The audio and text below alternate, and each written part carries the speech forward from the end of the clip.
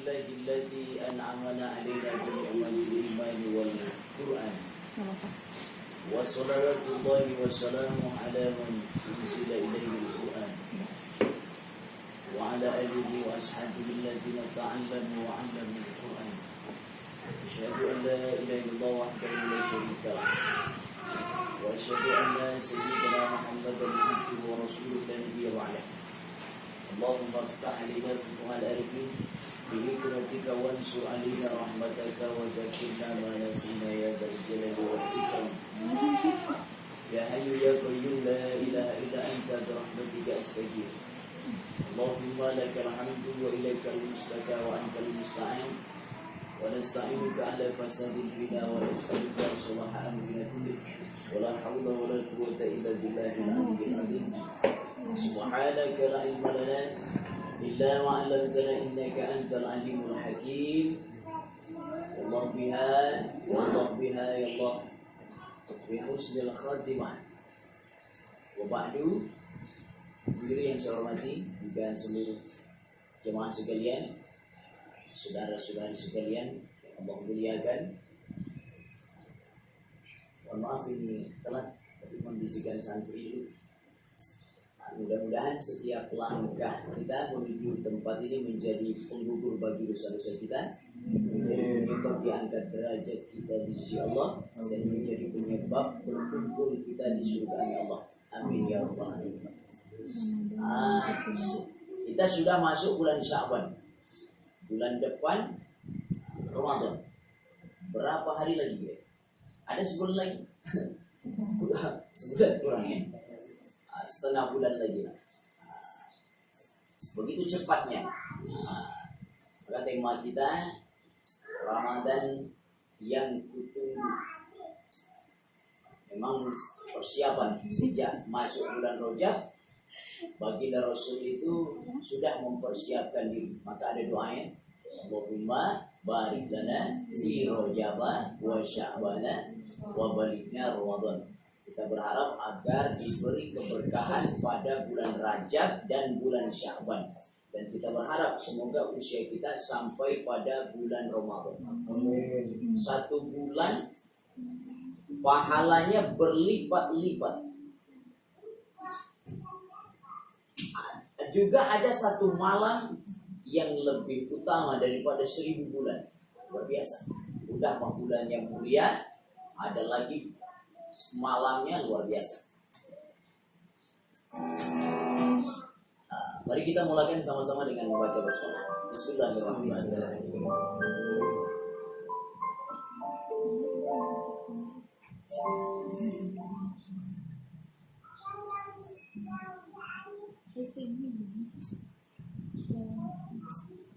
Kata Imam Syafi'i, al-ilmu qabla kulli syai'. Ilmu itu sebelum seluruh perkara. Jadi kita pastikan sebelum kita melakukan suatu amalan, dasari dengan ilmu. Apapun dasari dengan ilmu, agar amalan yang kita lakukan mencapai kesempurnaan. Karena ini contoh ya, target kemuliaan Ramadan. Ini contoh saja. Metamorfosis. Ada ular. Sesuatu yang menjijikkan. Gitu ya. Berubah menjadi kepompong, lalu menjadi kupu-kupu.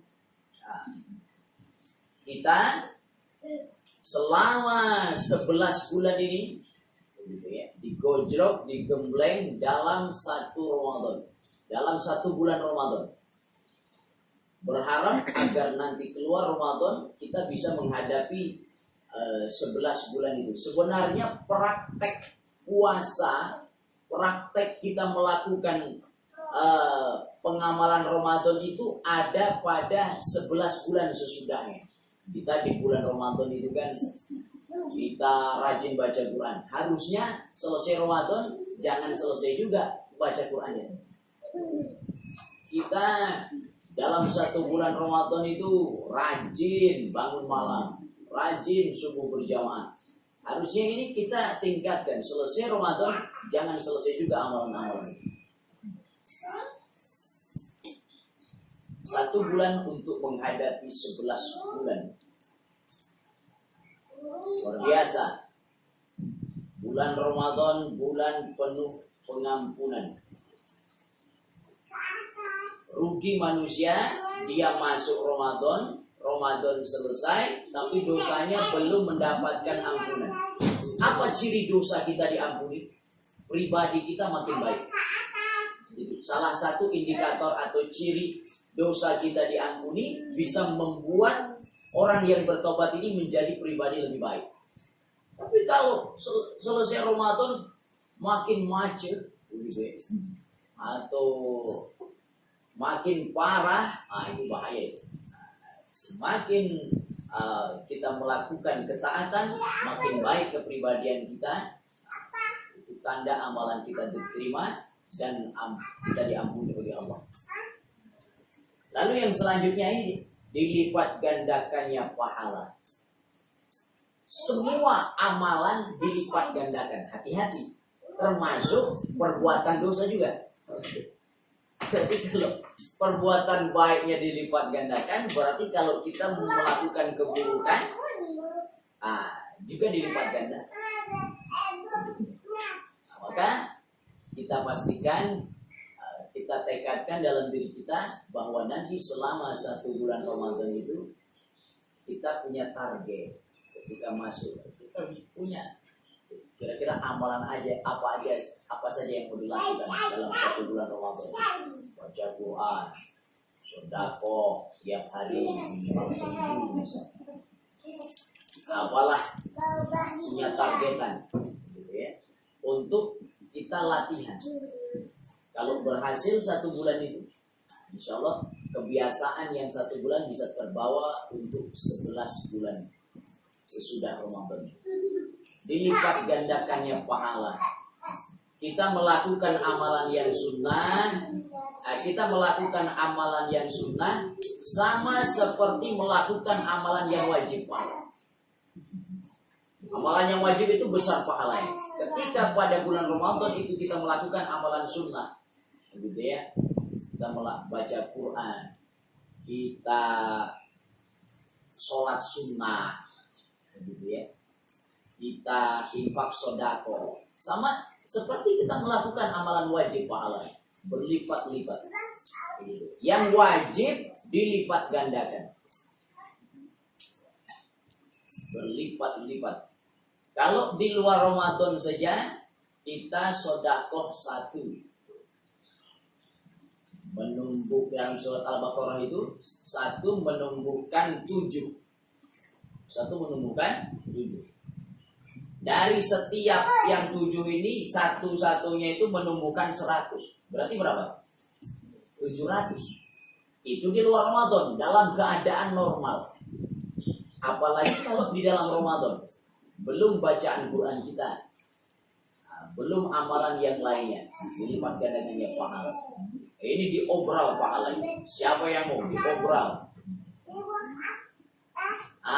Lalu yang ketiga, pintu surga dibuka selebar-lebarnya dan pintu neraka ditutup serapat-rapatnya. Dalam artian siapa yang berharap surga, siapa yang berharap ampunan di Ramadan, dibuka selebar, silakan. Barang siapa yang berharap ampunan, ditutup neraka serapat-rapatnya. Kita ingin dijauhkan dari api neraka, walaupun sebentar kita tak sanggup. Jangan macam kawan saya. Ada kawan saya, Mas, saya mah gak apa-apa masuk neraka. Ente macam-macam sih. Ya kan nanti di neraka lama-lama bisa beradaptasi. Di neraka adaptasi. Nauzubillah min dzalik. Ada orang macam itu, ya, menyepelekan neraka. Jangankan neraka, kita nginjek untung rokok saja jingkrak-jingkrak. Seringan-ringannya orang disiksa di neraka itu seperti orang yang dibuatkan sepatu dari api neraka, dia injek karena panasnya sampai otaknya membolak. Dan dia merasa itu siksaan paling berat, padahal itu paling ringan. Api kita di dunia ini hanya satu bagian dari 70 bagian. Jadi panasnya ini baru satu kali. Nanti di api neraka itu 70 kali panas. Baru kena hawanya saja hancur. Dilemparkan penduduk neraka ke dalam neraka oleh malaikat Zabaniyah. Wush! Itu jarak lempar sampai ke dasar 70 tahun lamanya. Wush! Itu 70 tahun lamanya. Kan seusia dengan usia kita di dunia. Baru kena hawanya hancur, pulih lagi. Nggak akan mati-mati. Ya, kalau di dunia kan ada mati gitu. Tonjok mau pingsan, ada pingsan. Di neraka itu tak ada pingsan, tak ada mati. Pedihnya itu sangat terasa. Tidak ada sedikit pun rasa nikmat ibadah. Tak ada sedikit pun tak ada. Allah lapar, datang daging busuk dari neraka. Aus, nanah menggolak dari api neraka. Tak ada. Sedikit pun nikmat tak ada. Makanya jangan sampai ada kita ngikutin orang yang suka sesumbar. Nanti kita di neraka bareng dengan artis-artis, dengan orang-orang terkenal yang masuk neraka. Mana sempat reunian begitu ya? Na'udzubillah min dzalik ya Allah. Nah maka di bulan Ramadan jadikanlah kesempatan bulan Ramadan itu sebagai waktu diijabahnya doa untuk kita berdoa agar kita benar-benar dihindarkan dari api neraka. Jangan sampai melihat neraka. Sebab setiap manusia setiap kita ini pasti akan melewati neraka. Begitu ya kan? Untuk menuju surga itu kita lewat jembatan Sirat kan? Lewat jembatan Siratul Mustaqim. Naik 1000 tahun, datar 1000 tahun, turun 1000 tahun. Lebih tajam daripada pedang. Seperti rambut dibelah 7. Gitu ya. Ada kalanya lari-lari kecil, ada kalanya belayutan, ngesot. Maka ada orang yang sampai di surga ditanya, gimana? Tadi lihat neraka enggak? Enggak. Luar biasa dalam ketika dulu saya menjelaskan tentang surga ini. Kitab Baqaul Akhbar. Enggak, saya enggak melihat neraka. Rupa-rupanya dia masuk surganya, melewati nerakanya secepat kilat. Sampai ke surga. Jadi enggak sampai diberi kesempatan untuk melihat neraka. Ada malaikat Malik. Malaikat Malik itu beliau satu-satunya malaikat yang tidak pernah tersenyum. Kenapa? Karena beliau tahu bagaimana neraka itu diciptakan. Tidak pernah tersenyum. Begitu dahsyatnya. Malaikat yang nggak punya nafsu begitu, yang dia terhindar dari dosa begitu ya. Nggak mungkin malaikat melakukan dosa. Sampai ketakutan macam itu, saking takutnya. Wah, tidak pernah tersenyum, gitu ya. Susah tersenyum, begitu ya. Bagaimana aku bisa senyum, begitu ya? Saya takut dengan neraka, gitu. Padahal nggak mungkin malaikat masuk neraka. Itu surga dibuka dan neraka ditutup serapat-rapatnya. Ada seorang ulama luar biasa di dalam bulan Ramadan itu, beliau menetap di Arab. Beliau punya pesantren di Arab, ya, masih keturunan Habib begitu. Beliau masih ada silsilah sampai nyambung kepada Rasulullah nasabnya. Dalam satu bulan Ramadan beliau selesai buka, hanya berbuka saja, makan kurma, tidak sempat makan makanan yang berat macam kita. Dan kita kan langsung habuk makan kenyang begitu ya, begitu terawih lulus gitu ya. Tapi beliau tidak. Jadi beliau, kebiasaan beliau selesai tarawih itu makan beliau baru setelah selesai sholat tarawih. Nah, selesai sholat tarawih beliau tak sempat makan karena langsung ngajar santri. Banyak santri beliau. Kira-kira jam 12 malam beliau terpikir, ya Allah, enaknya ini malam-malam begini makan nasi biryani, nasi terenak. Makan nasi biryani enak banget ini kayak. Beliau menghayal begitu ya. Namanya orang soleh, hayalannya pun dikabulkan oleh Allah. Tak begitu lama datang orang mengetuk pintu, tok. Assalamualaikum. Waalaikumsalam. Dibuka, ini katanya ngakunya santri beliau dulu, begitu ya. Ngatur manter nasi biryani satu nampan begitu, wah baunya masih hangat enak. Langsung beliau menangis, nggak mau makan. Bayangkan, beliau berpikir nasi biryani enak, begitu dikabulkan ternyata beliau menangis, nggak mau makan. Ditanya, ya bukannya tadi ingin nasi biryani? Saya salah doa. Andai saja saya berdoanya, ya Allah ampunilah dosaku, pasti malam ini dosaku diampuni. Kenapa saya malah doanya pengen nasi biryani? Luar biasa orang soleh ini. Hingga merasa macam itu. Allahu Akbar. Nah, maka bulan Ramadan, bulan dikabulkannya doa, diampuni dosa, dibuka pintu surga selebar-lebarnya, pintu neraka ditutup serapat-rapatnya. Langsung itu doa dikabulkan. Kemudian turunnya Lailatul Qadar. 1 bulan lebih baik daripada 1 malam. 1 malam lebih baik daripada 1000 bulan. Khairum min alfi syahr. Lebih baik daripada 1000 bulan. Berarti 1000 bulan berapa tahun? Kurang lebih 83 tahun. Kita melakukan amalan, ternyata bertepatan dengan Lailatul Qadar. Kita sedang baca Quran. Kita dihitung sebagai orang yang baca Quran selama 1000 bulan berturut-turut. Kita sedekah, ternyata bertepatan dengan datangnya Lailatul Qadar. Maka kita dihitung sebagai orang yang bersedekah terus-terusan. Berapa uang yang kita sedekahkan? 100.000 misalnya. Malam itu kita bersedekah 100.000. Sama seperti kita bersedekah 100.000 terus selama berapa? 1000 bulan.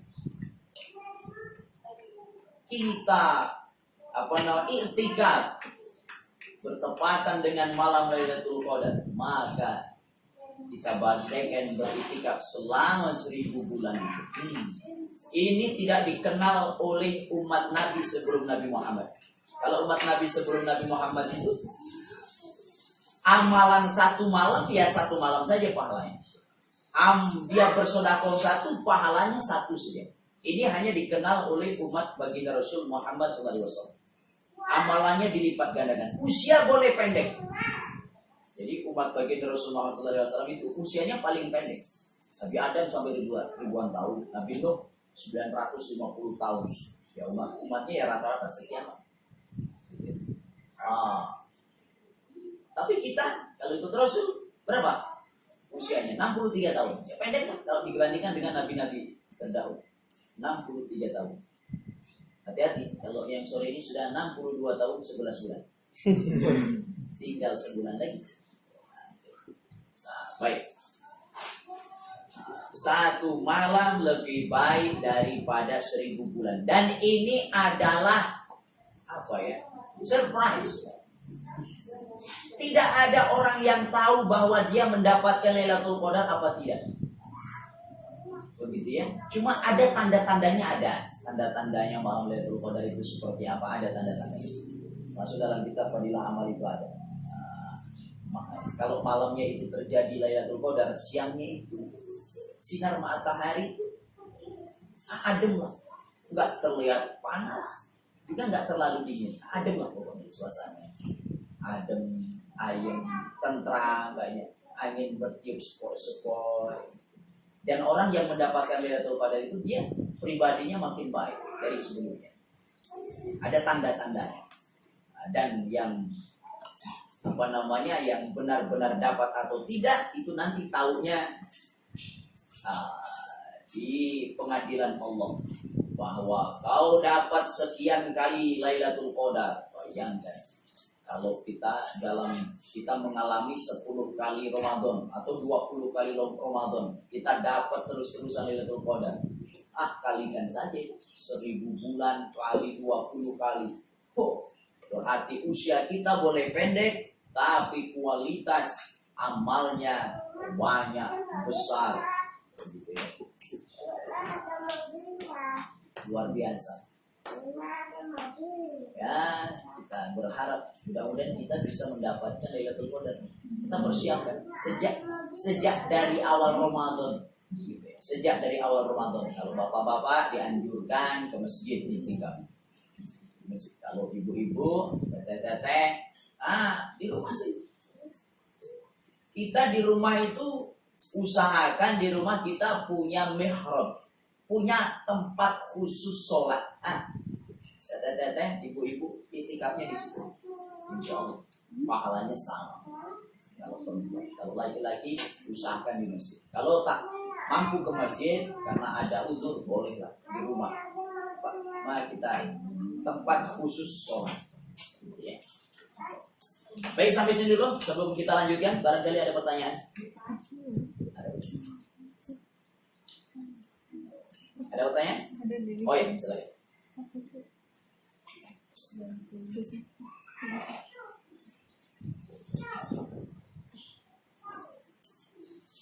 Mau bertanya, Ustadz, bagaimana caranya mengingatkan saudara yang tidak mau melaksanakan ibadah sholat dan puasa? Setelah berkali-kali mengingatkan, tetap memandang bahwa kita jangan ikut campur urusan hidupnya. Baik, saya sering sampaikan ini. Jadi, man ra'a minkum munkaran falyughayyirhu biyadihi. Fa illam yastati fa bilisani. Fa illam yastati fa biqalbi. Wa dzalika taful iman. Manakala kita melihat sesuatu yang tak baik, itu ya, suatu kemungkaran, sesuatu yang tak baik, atau dia nggak pernah sholat, nggak pernah puasa Ramadan, maka rubahlah dengan tangan. Tangan ini kekuasaan ya, kalau kita penguasa. Misalnya kita jadi RT, jadi RW, warga muslim RW 12 misalnya, wajib berpuasa, itu bisa saja buat aturan macam itu.